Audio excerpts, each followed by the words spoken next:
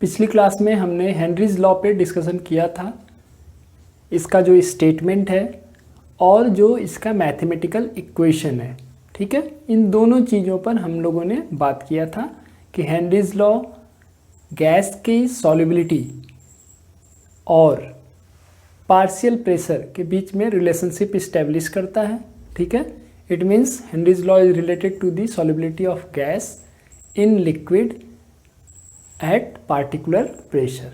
ठीक है ना, which can be expressed in terms of partial pressures. ठीक है, और उसके मैथमेटिकल एक्सप्रेशन यानी P I is equal to K H into X I, ये जो इक्वेशन था इसके बारे में हम लोगों ने बात किया था। ठीक है, अब आज के क्लास में हम लोग किस पर बात करने वाले हैं? Limitations and applications of Henry's law. तो लिमिटेशंस का मतलब क्या है? अब जो हेनरीज लॉ दिया गया है वो ऐसा तो है नहीं कि वो 100% एप्लीकेबल है। मतलब ऐसा नहीं है कि किसी भी गैस के सॉल्युबिलिटी के लिए हेनरीज लॉ कंप्लीटली एप्लीकेबल है।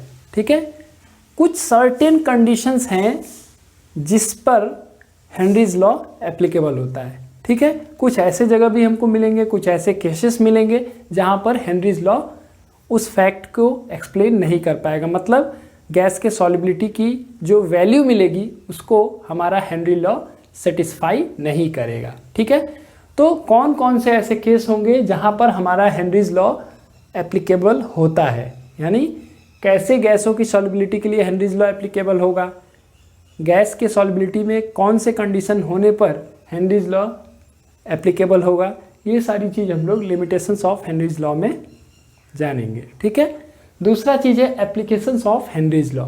एप्लीकेशंस का मतलब ये हुआ कि हेनरी लॉ की सहायता से कौन से ऐसे फैक्ट्स हैं जिनको हम लोग एक्सप्लेन कर सकते हैं, या हम कहें कोई पार्टिकुलर फिनोमेना हो रही है, जैसे एनॉक्सिया है, बेंड्स है, ये सारे जो फिनोमेना हैं वो क्यों होते हैं, इसका रीज़न हेनरीज लॉ से दिया जा सकता है। ठीक है, तो वही कहलाते हैं आपके एप्लीकेशंस ऑफ हेनरीज लॉ। ठीक है, या किसी गैस को हम किसी लिक्विड में डिज़ोल्व कर रहे हैं तो ज़्यादा से ज़्यादा वो डिज़ोल्व हो, इसके लिए हमें क्या करना चाहिए, इसका आंसर हमको हेनरीज लॉ से मिल जाता है। ठीक है, तो हेनरीज लॉ के एप्लीकेशंस में हम लोग उन चीज़ों की बात करने वाले हैं जो हेनरीज लॉ की सहायता से एक्सप्लेन किया जा सकता है। ठीक है, तो ये दो टॉपिक आज हम लोग कवर करने वाले हैं। ठीक है, तो सबसे पहले हम लोग थोड़ा सा रिकैप कर लेते हैं कि हेनरीज लॉ में हमने क्या स्टेटमेंट दिया था और उसका एक्सप्रेशन क्या था। उसके बाद हम लोग एक एक करके दोनों टॉपिक को समझेंगे। ठीक है, okay.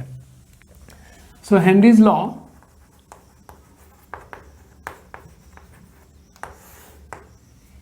it is stated at the partial pressure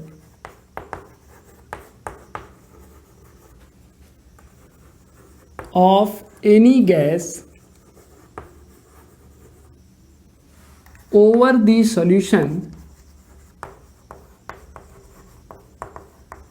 at a particular temperature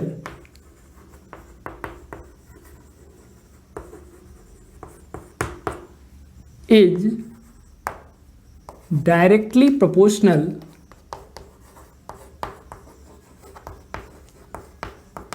to the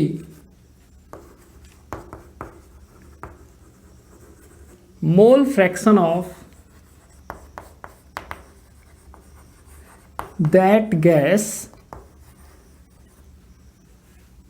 in the solution, provided gas does not react with the solvent। ठीक है, मतलब किसी गैस का किसी सॉल्यूशन के सरफेस के ऊपर partial pressure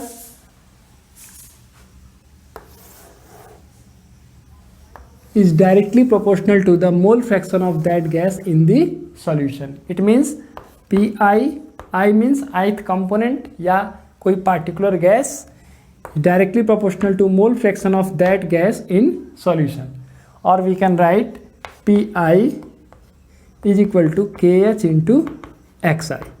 This is the equation of Henry's law, where KH is equal to Henry's constant.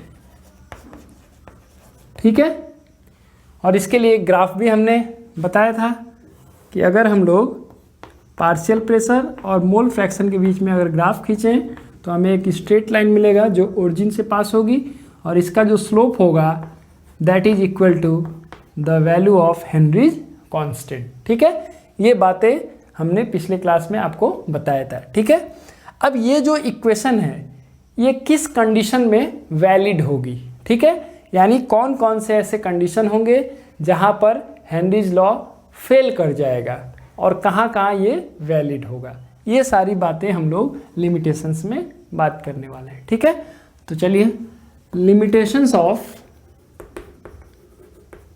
Henry's law, क्या क्या लिमिटेशंस है, कहाँ पर ये लॉ वैलिड नहीं होगा। ठीक है, सबसे पहला है the pressure of gas should not be very high. बहुत ज़्यादा प्रेशर होगा अगर, तो उस केस में हेनरीज लॉ जितना प्रिडिक्ट करेगा सॉल्युबिलिटी उससे ज़्यादा सॉल्युबल हो सकता है गैस। ठीक है, इसलिए जब बहुत ज़्यादा प्रेशर होगा, हाई प्रेशर के केस में हेनरीज लॉ वैलिड नहीं होगा। ठीक है, दूसरा the temperature of gas should not be very low. Temperature बहुत कम नहीं होना चाहिए। इसका रीज़न क्या है? हम लोग जानते हैं कि अगर गैस को ठंडा करते हुए चले जाएं, कूलिंग किया जाए गैस का, तो क्या होगा? धीरे धीरे एक स्टेज ऐसा आएगा कि गैस जो होगा लिक्विड में चेंज होने लगेगा। ठीक है ना? तो इसलिए बहुत ज़्यादा कम टेम्परेचर होगा तो गैस का जो बिहेवियर है वो एक आइडियल गैस के बिहेवियर की तरह नहीं होगा, इसलिए वो हेनरीज लॉ को फॉलो नहीं करेगा। इसीलिए टेम्परेचर बहुत ज़्यादा लो नहीं होना चाहिए। ठीक है, तीसरा है gas should not be highly soluble. Solubility भी बहुत ज़्यादा नहीं होना चाहिए। ऐसा नहीं है कि बहुत ज़्यादा सॉल्युबल है गैस। अच्छा, बहुत ज़्यादा सॉल्युबल होने का केस क्या होता है कि गैस अगर कोई केमिकल रिएक्शन करने लगता है सॉल्वेंट के साथ तो वो गैस हाईली सॉल्युबल होता है। जैसे अमोनिया है NH3, it is a gas, this gas is highly soluble in water because ammonia reacts with water to form a weak base that is ammonium hydroxide. तो अगर हम लोग इसके सॉल्युबिलिटी का स्टडी करेंगे और उस पर हेनरीज लॉ को चेक करेंगे कि ये हेनरीज लॉ के अकॉर्डिंग उसकी सॉल्युबिलिटी हो रही है कि नहीं हो रही है, तो हमें ये मिलेगा कि ये जो सॉल्युबिलिटी का प्रोसेस है it will not obey Henry's law, क्योंकि ammonia is highly soluble in water. ठीक है, तो जहाँ पर गैस जो होगा वो हाईली सॉल्युबल गैस है तो उस केस में हेनरीज लॉ 100% एप्लीकेबल नहीं होता है। ठीक है, नेक्स्ट क्या है? गैस शुड नॉट रिएक्ट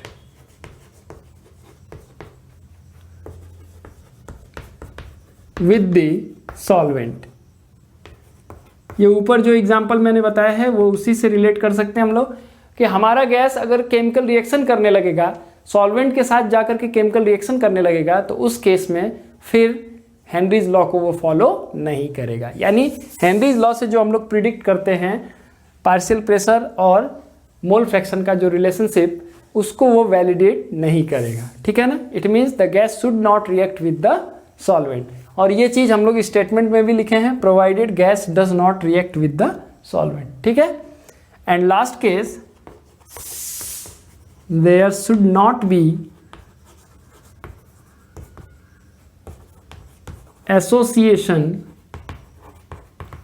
और डिसोसिएशन ऑफ गैस। यानी गैस का जो मॉलिक्यूल है वो सॉल्यूशन फेज में जाने के बाद एसोसिएशन या डिसोसिएशन ना करता हो। एसोसिएशन का मतलब क्या हुआ कि एक मॉलिक्यूल दूसरे मॉलिक्यूल के साथ मिलकर के डाइमर या ट्राइमर बना दे। ठीक है, जैसे दो मॉलिक्यूल एक साथ मिलकर के एक मॉलिक्यूल बना दिए, बड़ा सा मॉलिक्यूल बना दिए, तो उसको हम लोग डाइमर कहेंगे। 3 मॉलिक्यूल मिलके बना दिए एक बड़ा सा पार्टिकल, तो उसको हम लोग ट्राइमर कहेंगे। तो ये एसोसिएशन है, एसोसिएशन नहीं होना चाहिए। दूसरा डिसोसिएशन भी नहीं होना चाहिए, मतलब मॉलिक्यूल जा करके डिसोसिएट हो जाए, एक से ज़्यादा पार्टिकल्स में ब्रेक होकर के बदल जाए, ठीक है ना, चेंज हो जाए, तो ऐसा भी प्रोसेस नहीं होना चाहिए। यानी there should not be association और dissociation of the gas molecules, ठीक है। तो ये 5 लिमिटेशंस हैं जो कि हेनरीज लॉ को कहीं पर भी अप्लाई करते समय ध्यान देना चाहिए, ठीक है। The pressure should not be very high, the temperature should not be very low, ठीक है। Gas should not react chemically with the solvent, there should not be association और dissociation, and the gas should not be highly soluble. ये 5 limitations हैं जिसको consider करके हम लोग Henry's law को अप्लाई कर सकते हैं, ठीक है। तो ये सिंपल सा सीधा सा पूछा जाता है, what are the limitations of Henry's law, तो सीधे सीधे आपको ये 5 लिमिटेशंस बताने होते हैं, ठीक है। अब हम लोग नेक्स्ट टॉपिक पर चलते हैं, what are the applications of Henry's law, ठीक है। चलिए, applications. First application is CO2 is dissolved in soft drinks and soda water at high pressure to ensure more solubility of CO2। यानी जब भी किसी एरेटेड ड्रिंक्स में, soft drinks या aerated drinks जैसे कोल्ड ड्रिंक्स हो गए, ठीक है, उसमें कार्बन डाइऑक्साइड डिजॉल्व किया जाता है, ठीक है। तो कार्बन डाइऑक्साइड डिजॉल्व करने से पहले क्या किया जाता है कि हाई प्रेशर पर कार्बन डाइऑक्साइड को डिजॉल्व किया जाता है। इसमें जो कार्बन डाइऑक्साइड को डिजॉल्व करना होता है, ठीक है, ये सॉल्यूशन है, और सॉल्यूशन में कार्बन डाइऑक्साइड को जब डिजॉल्व करना होता है तो क्या किया जाता है, प्रेशर को इंक्रीज कर दिया जाता है, हाई प्रेशर पर ये सॉल्युबिलिटी किया जाता है। क्यों? क्योंकि हम जान रहे हैं Pi is proportional to Xi और Pi is equal to KH into Xi। So if the pressure is high, partial pressure is high, the solubility will be also high, ठीक है ना। मीन्स मोल फ्रैक्शन इंक्रीज कर जाएगा, या हम simply कहें कि प्रेशर अगर इंक्रीज होगा तो कार्बन डाइऑक्साइड ज़्यादा से ज़्यादा इस सॉल्यूशन में डिजॉल्व होगा, ठीक है।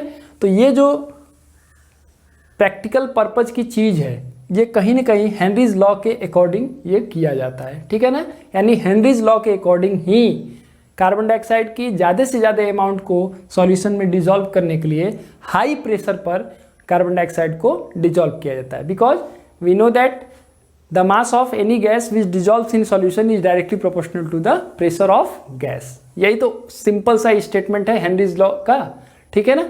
ये तो इसका मॉडिफाइड फॉर्म में, जिसको मोल फ्रैक्शन के फॉर्म में हम लोग बताते हैं। सबसे सिंपल जो डिफिनीशन है, जो पिछले क्लास में हमने डिस्कस भी किया था, कि the solubility of any gas in a liquid is directly proportional to the pressure of the gas. So if pressure of gas will increase, more and more amount of gas will dissolve in the solution. तो pressure increase करने का मतलब ये हुआ कि हम ज़्यादा से ज़्यादा गैस को सॉल्यूशन में डिजॉल्व कर सकते हैं। तो ये जो फैक्ट है, ये हेनरीज लॉज के अकॉर्डिंग एक्सप्लेन किया जा सकता है, ठीक है। दूसरा कंडीशन है फॉर्मेशन ऑफ बेंड्स। बेंड्स एक मेडिकल सिम्टम है इन स्क्यूबा डाइवर्स।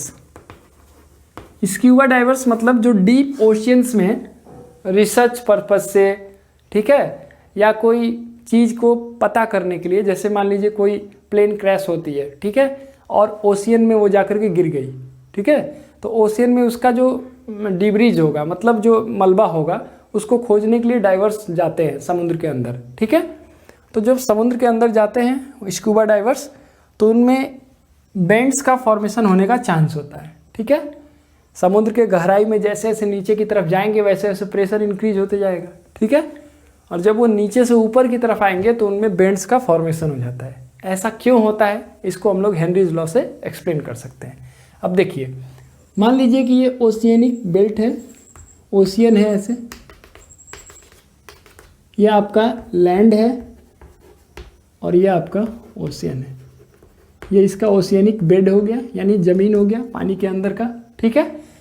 अब ये जैसे जैसे नीचे की तरफ जाएंगे क्या होगा, डेप्थ इंक्रीजेज, ठीक है। अब आप जानते हैं कि लिक्विड प्रेशर जो होता है उसका फॉर्मूला क्या है, H rho G. Liquid pressure equal to होता है H rho G, where H equal to होता है हाइट और डेप्थ फ्रॉम फ्री सरफेस, ठीक है। रो क्या है, density of liquid. Actually this formula is for fluid, तो मैं फ्लूइड ही लिखूंगा क्योंकि liquid is a type of fluid. जी क्या है, एक्सेलरेशन ड्यू टू ग्रेविटी, ठीक है। तो जैसे जैसे देखिए, जैसे जैसे जो स्क्यूबा डाइवर है नीचे की तरफ जाएगा, तो आप देखिए यहाँ से अगर हम लोग 3 पॉइंट सेलेक्ट कर लें, ए बी और ये सी, तो यहाँ से यहाँ ए तक जाने में हाइट h1 ले सकते हैं, मतलब डेप्थ h1 है। बी तक जब पहुँचेगा तो डेप्थ h2 हो जाएगा, और सी तक जब पहुँचेगा तो डेप्थ h3 हो जाएगा। और हम जान रहे हैं कि h1 से ज़्यादा h2 होगा, h2 से ज़्यादा h3 होगा, ठीक है। यानी जैसे जैसे वो समुद्र की गहराइयों में जाएगा, जो डाइवर है वो जैसे जैसे गहराइयों में जाएगा, धीरे धीरे उसका डेप्थ बढ़ रहा है, ठीक है। और डेप्थ बढ़ेगा मतलब ये h इंक्रीज हो रहा है, तो जो लिक्विड का प्रेशर है वो भी नीचे की तरफ जाने पर इंक्रीज होता है, ठीक है। यानी पहला point, pressure of liquid increases with depth. जैसे से गहराइयों में जाएगा, समुद्र की गहराइयों में जाएगा, वैसे वैसे प्रेशर इंक्रीज होते चला जाएगा। यानी सबसे ज़्यादा प्रेशर कहाँ होगा, बॉटम में, यानी समुद्र के बेस पर जब वो पहुँचेगा तो उस समय बहुत ज़्यादा हाई प्रेशर होगा, ठीक है। यानी सरफेस से जैसे जैसे नीचे की तरफ जा रहा है प्रेशर इंक्रीज होते चला जाएगा। और अगर प्रेशर इंक्रीज होगा तो आप इसके अकॉर्डिंग देखिए, हम लोग पहले भी जानते हैं हेनरीज लॉ के अकॉर्डिंग कि जो सॉल्युबिलिटी होता है it is directly proportional to pressure. चाहे ये सिंपल फॉर्म में लिखिए, चाहे इसी इक्वेशन को P I is equal to K H into X I के फॉर्म में लिखिए, या आप इसको ऐसे भी लिखते हैं P I is proportional to X I. मतलब मोल फ्रैक्शन इंक्रीज होगा, पार्शियल प्रेशर इंक्रीज होगा, पार्शियल प्रेशर अगर इंक्रीज हो रहा है तो मोल फ्रैक्शन इंक्रीज होगा। या इस फॉर्म से और सिंपली समझ सकते हैं कि solubility is directly proportional to the pressure of gas. तो जैसे जैसे नीचे की तरफ जा रहे हैं तो लिक्विड का प्रेशर इंक्रीज हो रहा है, और प्रेशर इंक्रीज होने की वजह से वो सराउंडिंग प्रेशर बढ़ गया, और सराउंडिंग प्रेशर बढ़ गया तो जो गैस सिलेंडर में उसने गैस लिया है ब्रीथिंग पर्पज के लिए, ठीक है, क्योंकि ह्यूमन बींग को तो ब्रीथ करने के लिए क्या चाहिए, गैस चाहिए, क्योंकि हमारे पास गिल्स तो होते नहीं है कि हम लोग डिजॉल्व ऑक्सीजन को ऑब्टेन कर सकें। तो डायरेक्टली जो होगा सिलेंडर से गैस जो होगा वो हम लोग ब्रीथिंग पर्पज के लिए यूज करते हैं। जो स्क्यूबा डाइवर्स की बात हम लोग कर रहे हैं, स्क्यूबा डाइवर्स की बात कर रहे हैं, ठीक है। तो जो जब नीचे की तरफ जाएगा तो pressure of the surrounding increases, pressure बढ़ गया, इसीलिए जो गैस ब्रीथिंग पर्पज के लिए यूज कर रहे हैं उसकी सॉल्युबिलिटी भी बढ़ जाएगी। यानी solubility of gas in blood increases, so more amount of gas dissolves in the blood, ठीक है। अब प्रेशर बढ़ जाने की वजह से देखिए सरफेस पर हम लोग जब ब्रीथिंग करते हैं तो जो एटमॉस्फेरिक एयर है उसमें 78% नाइट्रोजन है, O2 is approximately 21%, carbon dioxide is approximately 0.04% and other gases in about 1%। लेकिन 78% नाइट्रोजन होते हुए भी इसकी सॉल्युबिलिटी कम होती है। क्यों? क्योंकि जब हम लोग सरफेस पर हैं तो प्रेशर इतना ज़्यादा हाई प्रेशर नहीं है, इसलिए ऑक्सीजन की सॉल्युबिलिटी ज़्यादा होती है नाइट्रोजन के कंपेरिजन में, इसीलिए ऑक्सीजन डिजॉल्व होता है और थोड़ा बहुत जो नाइट्रोजन डिजॉल्व भी होता है तो वो फिर रिमूव भी हो जाता है, ठीक है। लेकिन जब वो समुद्र की गहराइयों में जाएगा जहाँ प्रेशर इंक्रीज हो जाता है तो वहाँ ऑक्सीजन की सॉल्युबिलिटी के साथ साथ नाइट्रोजन भी ब्लड में डिजॉल्व होने लगता है, और नाइट्रोजन जब ब्लड में डिजॉल्व होता है तो बहुत ज़्यादा अमाउंट गैस का डिजॉल्व हो जाता है। अब ऑक्सीजन जो डिजॉल्व हुआ है वो तो हमारा बॉडी यूज कर लेगा, ठीक है, हीमोग्लोबिन उसको सेल तक पहुंचाएगा, उसको हमारा बॉडी यूज कर लेगा। लेकिन जो नाइट्रोजन डिजॉल्व हुआ है वो तो हमारा बॉडी यूज करेगा नहीं, तो वो ब्लड में उसकी अमाउंट धीरे धीरे बढ़ते चली जाएगी, ठीक। अब उसकी वजह से क्या होगा कि जब वही स्क्यूबा डाइवर ऊपर की तरफ आएगा, यानी अब समुद्र के सरफेस से, ज़मीन से, समुद्र के नीचे जो गहराइयों में जो ज़मीन है वहाँ से जब वो ऊपर की तरफ आएगा, तो अगर ऊपर की तरफ आएगा तो फिर क्या होगा, प्रेशर डिक्रीज होना शुरू हो जाएगा। 2 स्टेप अभी बताया मैंने, pressure of liquid increases with depth, जैसे जैसे डेप्थ की तरफ जाएगा प्रेशर बढ़ते चला जाएगा, और प्रेशर बढ़ने की वजह से गैसों की सॉल्युबिलिटी भी इंक्रीज होगी, यानी जैसे जैसे गहराइयों में जाएगा प्रेशर इंक्रीज हुआ, और जब प्रेशर इंक्रीज होगा तो ज़्यादा से ज़्यादा अमाउंट गैस का ब्लड में डिजॉल्व होने लगेगा, क्योंकि pressure of gas increases, so the solubility will also increase according to Henry's law. But when the same diver moves upward towards the surface, अब जब ज़मीन से, यानी सरफेस से, जो ज़मीन का जो समुद्र के अंदर का जो ज़मीन है वहाँ से अब वो सरफेस की तरफ जब जाता है तो फिर प्रेशर डिक्रीज होने लगेगा, ठीक है। Pressure starts to decrease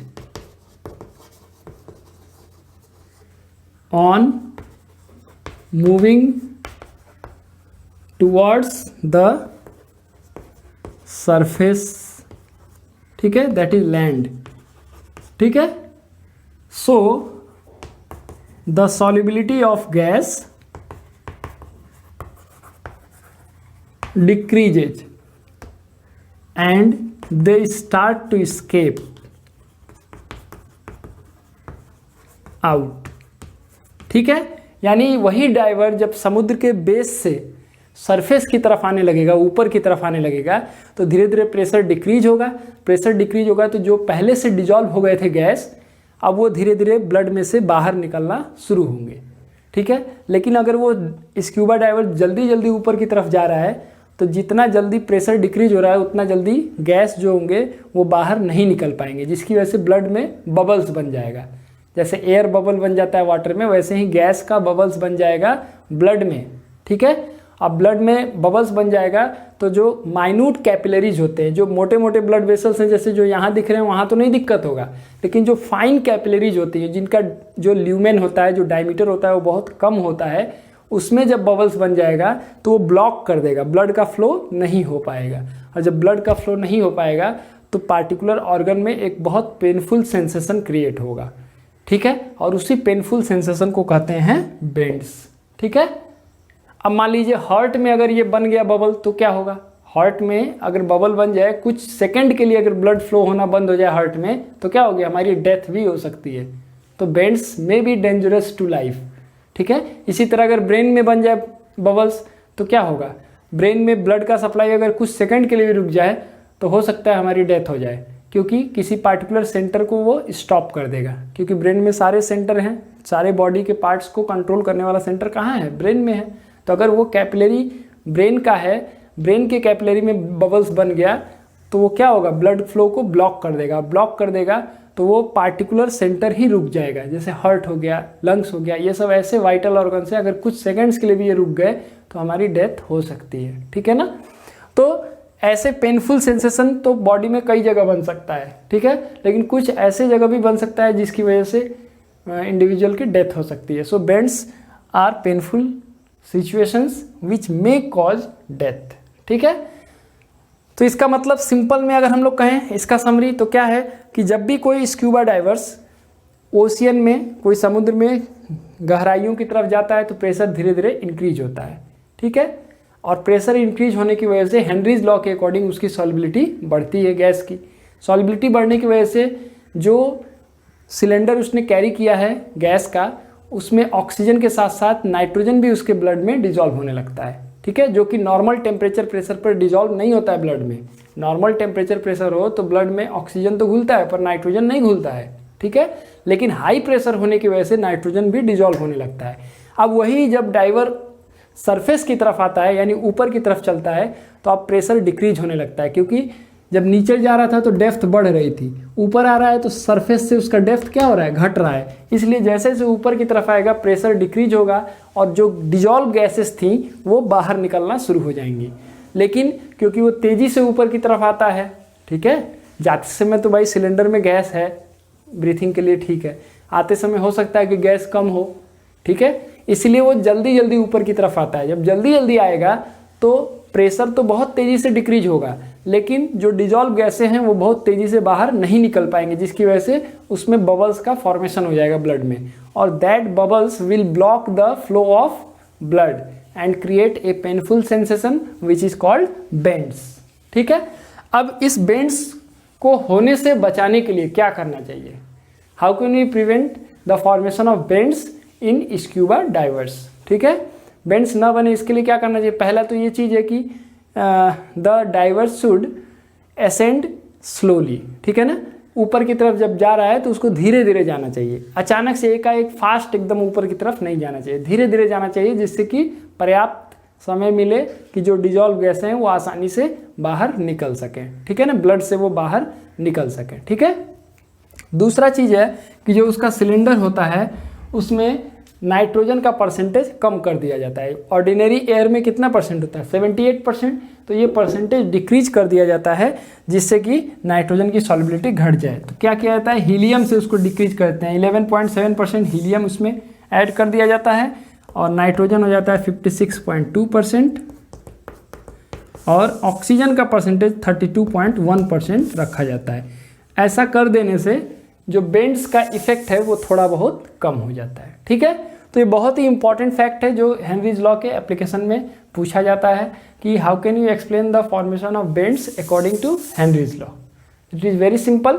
bend is a medical situation which is very painful and it arises due to formation of bubbles in blood. ठीक है, how does it occur? When scuba divers moves downward towards the base of ocean, the depth increases gradually and therefore the pressure of gas increases. Due to increase in pressure, more and more gas will get solubilized in the blood and a higher concentration of nitrogen get dissolved in the blood. But when the same diver moves upward, the pressure start decreasing and the dissolved gases start to escape out. ठीक है, but when the divers ascends very fast, ठीक है, then in that situation the dissolved gases are not able to escape out completely and they form bubbles which creates blockage in the path of blood. ठीक है, and the situation becomes painful. It may be fatal, or we can say it may cause death when the bubbles are formed in some vital organs like lungs, heart, brain, etc. ठीक है, to overcome this situation, the cylinder of scuba diver is diluted with helium. The percentage of nitrogen is decreased and the percentage of oxygen is increased. ठीक है, ये particular composition रखा जाता है उस cylinder का जिसका यूज स्क्यूबा डाइवर्स ब्रीथिंग में करते हैं। ठीक है, अच्छा, अब एक और सिचुएशन है एनॉक्सिया। ठीक है, अब एनॉक्सिया के बारे में हम लोग थोड़ा सा जान लेते हैं कि एनॉक्सिया क्या होता है और उसको हेनरीज लॉ से कैसे हम लोग एक्सप्लेन कर सकते हैं। ठीक है, anoxia. Now this situation is related to deficiency of oxygen in our blood और टिश्यू। ठीक है, ये सिचुएशन कब होता है कि जो माउंटेन्स पे चढ़ते हैं जब हम लोग, या हम लोग कहें कि हायर एल्टीट्यूड्स पर हम लोग चढ़ते हैं, ठीक है, क्लाइंबिंग करते हैं, तो उस सिचुएशन में क्या होता है कि नॉर्मल सरफेस पर जो ऑक्सीजन का प्रेशर होगा, ठीक है, मान लीजिए कि यहाँ पर ऑक्सीजन का पार्शियल प्रेशर है P1 और ये एल्टीट्यूड है, माउंटेन है कोई, यहाँ पर हम लोग पहुँचे, ठीक है, तो यहाँ पर पार्शियल प्रेशर हो गया P2, तो ये P2 जो होगा कम होगा P1 से, sorry P2 is less than P1 because as we move upward the partial pressure decreases. As we move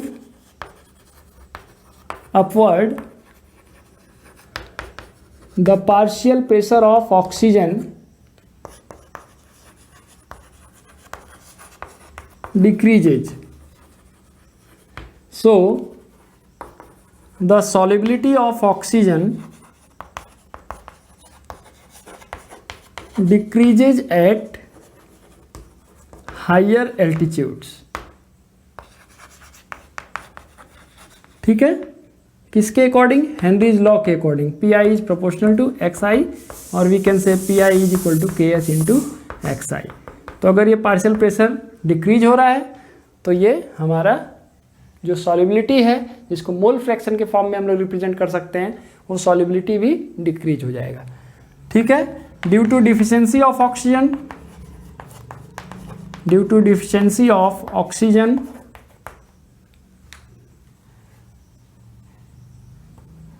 the ability to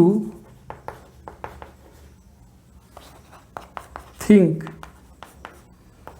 decreases।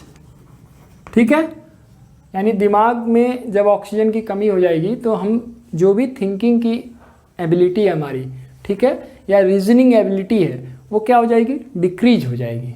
ठीक है ना, क्योंकि ऑक्सीजन का अगर डिफिशियंसी हुआ ब्लड में तो सबसे ज़्यादा इफेक्ट आपके ब्रेन को पड़ेगा, क्योंकि ब्रेन को सबसे ज़्यादा वर्क करना होता है। ठीक है, इस वजह से जो एबिलिटी टू थिंक है दैट विल डिक्रीज। ठीक है, and body will suffer from weakness. हमारे मसल्स में जब कमी हो जाएगी ऑक्सीजन की तो हमें क्या, थकान महसूस होने लगेगा। तो जो क्लाइंबर्स होते हैं, जो पर्वतों पर चढ़ते हैं, तो चढ़ते समय उनको ये सिचुएशन से पास करना पड़ता है, यानी एनोक्सिया होने के चांसेस होते हैं। ठीक है, इसलिए जनरली क्या होगा, हायर एल्टीट्यूड तक अगर चढ़ना है, बहुत ऊंचाइयों तक चढ़ना होता है, तो ऑक्सीजन सिलेंडर लेकर के चढ़ा जाता है। जैसे छोटे मोटे जो हिल्स होते हैं वहाँ चढ़ने के लिए हमें क्या है, ऑक्सीजन सिलेंडर की ज़रूरत नहीं पड़ती है। लेकिन अगर हमें बहुत बड़े और ऊंचे माउंटेन्स को चढ़ने हैं, जैसे माउंट एवरेस्ट पे अगर कोई चढ़ रहा है तो उसको ऑक्सीजन सिलेंडर लेना पड़ता है। क्यों? क्योंकि जैसे जैसे उसका हाइट बढ़ेगा ऑक्सीजन का पार्शियल प्रेशर डिक्रीज हो जाएगा, और एक ऐसा सिचुएशन आ जाएगा जबकि वो ऑक्सीजन अवेलेबल ही नहीं होगा ब्लड के लिए, यानी ब्लड में वो डिजॉल्व ही नहीं हो पाएगा, इतना प्रेशर डिक्रीज हो जाएगा कि वो इंटेक नहीं कर सकते हम लोग, एयर से हम लोग ऑक्सीजन ऑब्टेन नहीं कर पाएंगे। इसीलिए आप देखिए एरोप्लेन्स में भी, ठीक है, प्रेशर जैसे जैसे हाइट की तरफ जाएगा, ऊपर की तरफ जाएगा, तो बहुत ऊंचाइयों तक जब पहुंच जाता है तो वह मास्क लगाया जाता है, ऑक्सीजन मास्क होता है, उसी से ब्रीथिंग का काम किया जाता है। क्यों? क्योंकि अगर बहुत हाई एल्टीट्यूड पे जब एरोप्लेन होगा तो वहाँ पर पार्शियल प्रेशर ऑक्सीजन का डिक्रीज हो जाएगा, इसलिए जो ऑक्सीजन अवेलेबल है वो हमारे ब्लड में डिजॉल्व नहीं होगा, because due to decrease in pressure the solubility of oxygen will decrease and therefore it is not going to dissolve in our blood. So to maintain the process of breathing we used to use oxygen mask at higher altitudes। ठीक है, तो ये जो situations हैं इनको हम लोग Henry's law से एक्सप्लेन कर सकते हैं। ठीक है, तो ये theoretical questions के फॉर्म में ही आपसे पूछा जाता है कि CO2 का किसी भी एरेटेड ड्रिंक्स में डिजोल्यूशन का जो प्रोसेस है वो हाई प्रेशर पर क्यों किया जाता है, बेंड्स क्या होता है और इसको कैसे रिमूव किया जा सकता है, एनोक्सिया किस सिचुएशन को कहते हैं और ये कब क्रिएट होता है, हेनरीज लॉ से इसको हम लोग कैसे एक्सप्लेन कर सकते हैं। ठीक है, तो ये आपको समझ में आ गया होगा। अब एक चीज़ बचता है हेनरीज लॉ पे, न्यूमेरिकल्स। तो न्यूमेरिकल्स हम लोग नेक्स्ट क्लास में करेंगे। ठीक है ना, तो आप इसको समझ लीजिएगा। ठीक है, ओके, थैंक यू।